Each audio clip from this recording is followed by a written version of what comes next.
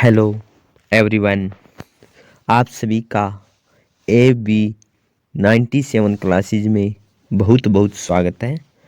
आज की इस वीडियो में हम जो पादपों में पोषण NCERT 7th क्लास का जो पहला चैप्टर है वो हम इससे पहले हमने पहली क्लास कर चुके हैं। उसमें हमने पादपों में पोषण जो कौन कौन से स्वपोषी होते हैं, कौन से परपोषी होते हैं, इसके बारे में हमने डिस्कशन किया था।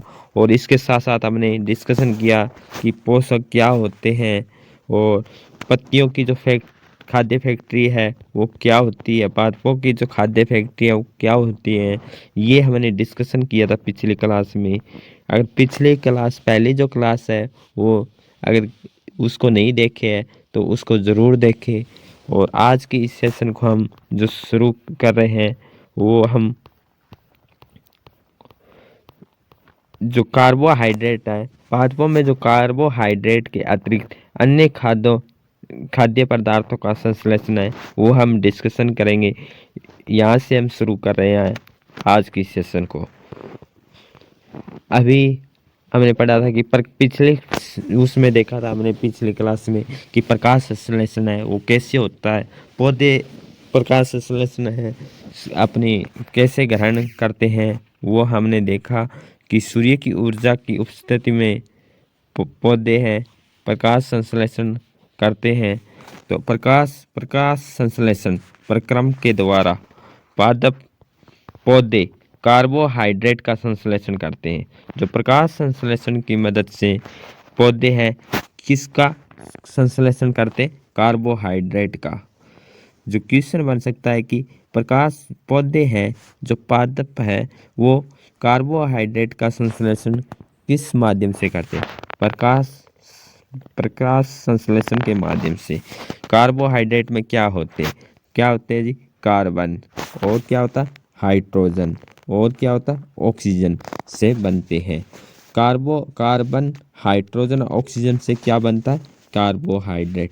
और कार्बोहाइड्रेट है पौधे कैसे संश्लेषण करते हैं, प्रकाश संश्लेषण के माध्यम से कार्बोहाइड्रेट का निर्माण होता है। और कार्बोहाइड्रेट में क्या होता है, कार्बन होता है, हाइड्रोजन होता है और ऑक्सीजन होता है। ये हमारे यहाँ से इम्पोर्टेंट क्वेश्चन है वो बन सकता है कि प्रकाश संश्लेषण प्रक्रम के द्वारा जो पादप है पौधे हैं वो क्या ग्रहण करती है, क्या करते हैं, कार्बोहाइड्रेट का। और कार्बोहाइड्रेट में क्या होता है, कार्बोहाइड्रेट में क्या होता है, कार्बोहाइड्रेट में कार्बन होता है, ऑक्सीजन होता है और क्या होता है, हाइड्रोजन होता है। इनसे क्या बनता है, एक कार्बोहाइड्रेट का निर्माण होता है। कार्बोहाइड्रेट है पौधे हैं प्रकाश संश्लेषण के द्वारा संश्लेषण करते हैं।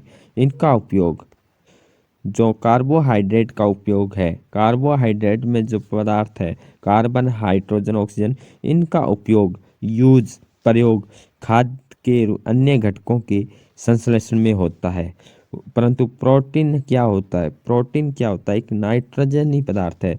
कि इम्पोर्टेंट क्वेश्चन बन सकता है प्रोटीन क्या है, प्रोटीन एक क्या है, एक नाइट्रोजनी पदार्थ है। कि कार्बोहाइड्रेट में कार्बन भी होता है, हाइड्रोजन भी होता है और ऑक्सीजन भी होता है। परंतु कार्बोहाइड्रेट में क्या नहीं होता, एक प्रोटीन नहीं होता। प्रोटीन क्या है, एक नाइट्रोजनी पदार्थ है जिसमें कार्बन ऑक्सीजन हाइड्रोजन के अतिरिक्त नाइट्रोजन भी होती है। पादपों को नाइट्रोजन कहाँ से प्राप्त होता है, जो पौधे हैं इनको नाइट्रोजन कहाँ से प्राप्त होता है, इनको नाइट्रोजन है पौधों की जड़ों से, मिट्टी के द्वारा ये क्या है, नाइट्रोजन को ग्रहण करते हैं। याद कीजिए वायु में नाइट्रोजन किस अवस्था में होता है, जो वातावरण में है वह नाइट्रोजन किस अवस्था में होता है, ऑक्सीजन के रूप में, किसके रूप से, गैसीय अवस्था में होता है। किस अवस्था में होता है, गैसीय अवस्था में प्रचुर मात्रा में पाई जाती है। सबसे अधिक जो वातावरण में पाई जाती है वो कौन सी गैस पाई जाती है, नाइट्रोजन गैस पाई जाती है। परंतु जो पौधे हैं, जो पादप है, इसका अवशोषण किस रूप से, इसी रूप में नहीं कर सकते। जो पौधे हैं, जो पादप है, नाइट्रोजन का उपयोग है जो प्रयोग एक गैसीय अवस्था के रूप में नहीं प्रयोग करते के और किस प्रकार करते हैं, ये हम देखते हैं। मिट्टी में कुछ विशेष जीवाणु होते हैं। मिट्टी में क्या होते हैं? विशेष जीवाणु होते हैं जो किससे गैसीय नाइट्रोजन को उपयोगी यौगिकों में परिवर्तित बदलकर मृदा मिट्टी में निर्मुक्त करते हैं। कि जो नाइट्रोजन है हमारे वातावरण में बहुत ज़्यादा रूप में पाई जाती है और ये नाइट्रोजन है किस अवस्था में होती है? एक गैसीय अवस्था में होती है। तो पौधे इसका प्रयोग किस रूप में करते हैं? तो पौधे हैं मिट्टी में कुछ जीवाणु होते हैं जो गैसीय जो नाइट्रोजन है उसको उपयोग करके उसको यौगिकों में बदलकर नाइट्रोजन को उसके यौगिकों में बदलकर मृदा में निर्मुक्त कराते हैं और विलेय पदार्थ जो पौधों के द्वारा जल अणुओं के साथ अवशोषित कर लिए जाते हैं।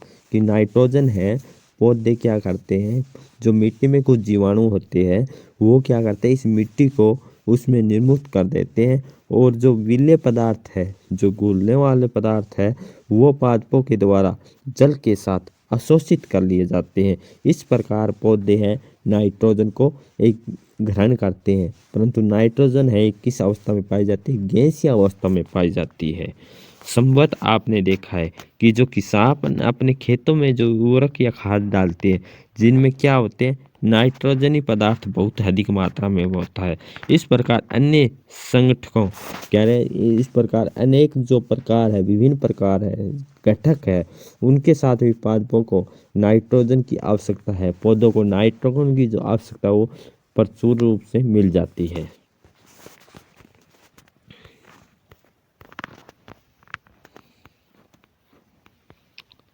इसके बाद है जो पौधे हैं खाद्य के अन्य संगठकों जैसे कि प्रोटीन वसा संश्लेषण करते हैं। कि हमने देखा कि नाइट्रोजन है किस अवस्था में पाई जाती है? नाइट्रोजन एक गैसीय अवस्था में पाई जाती है। किस रूप में पाई जाती है जी? गैसीय अवस्था में। परंतु पौधे हैं इस गैसीय अवस्था को नाइट्रोजन गैस को कैसे ग्रहण करते हैं?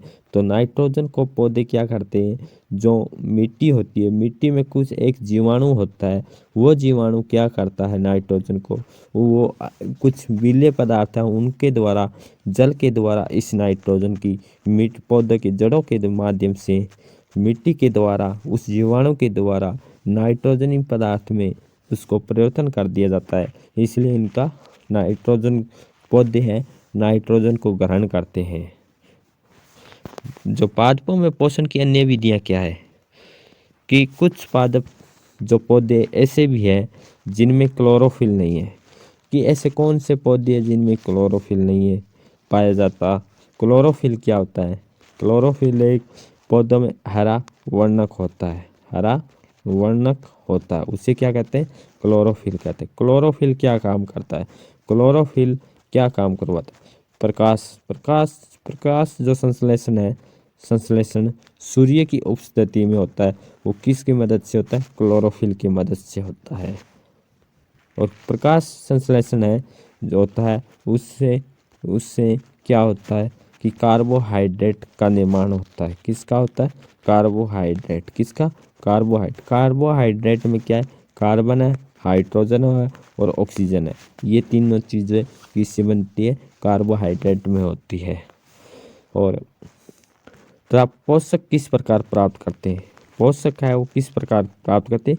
मनुष्य एवं अन्य प्राणियों की तरह पादप भी अपने पोषण के लिए अन्य पादपों द्वारा निर्मित खाद्य पर निर्भर होते हैं।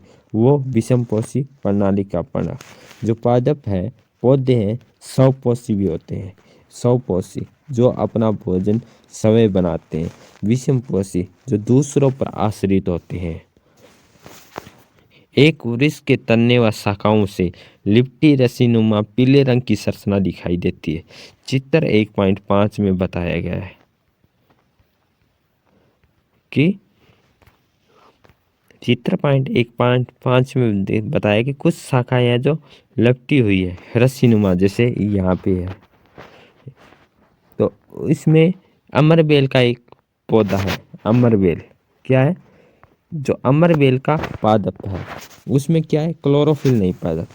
क्लोरोफिल है, क्लोरोफिल है, क्लोरोफिल ये किस में नहीं पाया जाता, अमरबेल में नहीं पाया जाता जी। हमारा इम्पोर्टेंट क्वेश्चन है जो बन सकता है कि ऐसा कौन सा पौधा है, ऐसा कौन सा प्लांट है, ऐसा कौन सा पादप है जिसमें क्लोरोफिल नहीं पाया जाता। किस में नहीं पाया जाता, अमरबेल में नहीं पाया जाता, और बाकी में क्लोरोफिल होता है। क्लोरोफिल एक हरा वर्णक होता है और ये काम क्या करवाता है, प्रकाश जो संश्लेषण है सूर्य की उपस्थिति में होता है, ये क्लोरोफिल के द्वारा ही कार्य करवाया जाता है। परंतु अमरबेल में ये पादप, अमरबेल में क्लोरोफिल नहीं होता और ये अपना भोजन उस पादप से प्राप्त करते हैं।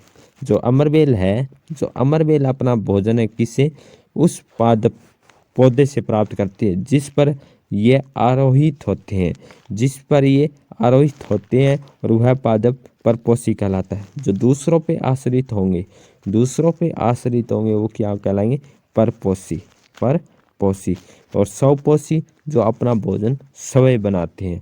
परंतु अमरबेल क्या है, एक परपोषी है, क्योंकि अमरबेल जिससे पादप परपोषी को अमूल्य पोषकों से वंचित करते हैं, अतः इन्हें परजीवी भी कहते हैं। जो परपोषी है इन्हें क्या कहते हैं, परजीव कहते हैं। अमरबेल क्या एक परजीव का उदाहरण है, क्योंकि अमरबेल में क्या नहीं होता, क्लोरोफिल नहीं होता। क्या नहीं होता, क्लोरोफिल नहीं पाया जाता, और बाकी प्लांट में क्लोरोफिल पाया जाता है। तो ये क्या करते हैं, दूसरों पे आप आश्रित होते हैं अपना भोजन बनाने के लिए।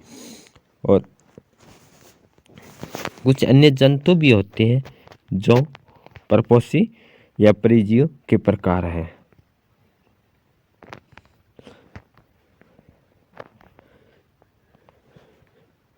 कुछ ऐसे पादप भी हैं, कुछ ऐसे पादप भी हैं जो कीड़ों को पकड़ते हैं।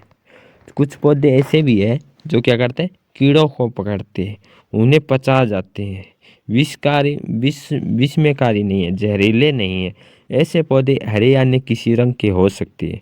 चित्र 1.6 के में देखिए, चित्र 1.6 है उसमें दर्शाया गया है कि कौन कौन से हैं, रूपांतरित पत्तियां हैं, और घटपर्ण निपीचर पादप में घड़े व ढक्कन जैसी संरचना होती है। घड़े और ढक्कन जैसी संरचना होती है कि इस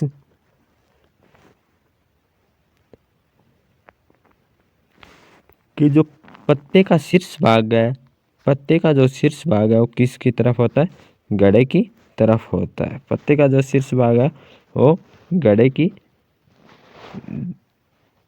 घड़े का ढक्कन होता है। वो नीचे की ओर ढलक रहते हैं अर्थात अधोमुखी होते हैं। ढले हुए होते हैं उसे क्या कहते हैं, ढले हुए। जैसे ढले हुए तो क्या कहते हैं, अधोमुखी कहलाते। क्या कहलाते हैं, अधोमुखी। जब कोई कीट घड़े में प्रवेश करता है, जब कोई कीट है अगर उस घड़े में प्रवेश करता है, जैसे ये घड़े की टाइप है, अगर इसमें प्रवेश करता है, जैसे ये दर्शाया, इसमें अगर प्रवेश करता है तो उसके रोमों में, उसके रोमों के बीच फंस जाता है। जैसे घड़ा है, इसके अंदर जाता है कोई कीट तो इस रोमों के अंदर है वो फंस जाता है। घड़े में उपस्थित पाचक रस के द्वारा कीटों का पाचन हो जाता है, और ये कीटों का भक्षण करने वाले ऐसे पादप कीटभक्षी पादप कहलाते। कीटभक्षी पादप क्या कहलाते, जो कीटों का भक्षण करते हैं, कीटों को खाते हैं, वो क्या है, कीटभक्षी पादप है और कहलाते हैं। विंस फ्लाई ट्रैप तथा संड्यू कीटभक्षी पादपों के दो उदाहरण हैं। कीटभक्षी जो पादप है उनके दो उदाहरण कौन कौन से, Venus flytrap, Venus flytrap है वो किस प्रकार का पादप है, स्वपोषी है या परपोषी है या कीटभक्षी है। तो हमारा आंसर आएगा जी कि कीटभक्षी है विंस फ्लाई ट्रैप। तो और संड्यू कीटभक्षी की भी किसका उदाहरण है, कीटभक्षी का है।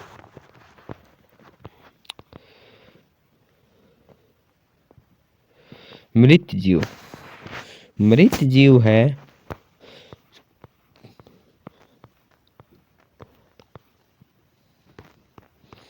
मृत जीव के बारे में हम नेक्स्ट क्लास में डिस्कशन करेंगे। आज के इस सेशन को हम यहीं विराम करते हैं। ज़्यादा से ज़्यादा इस क्लास को शेयर करें, लाइक करें, और पहले बार इस वीडियो को देख रहे हैं तो वो साथी इस चैनल को सब्सक्राइब ज़रूर करें। Thank you all of you.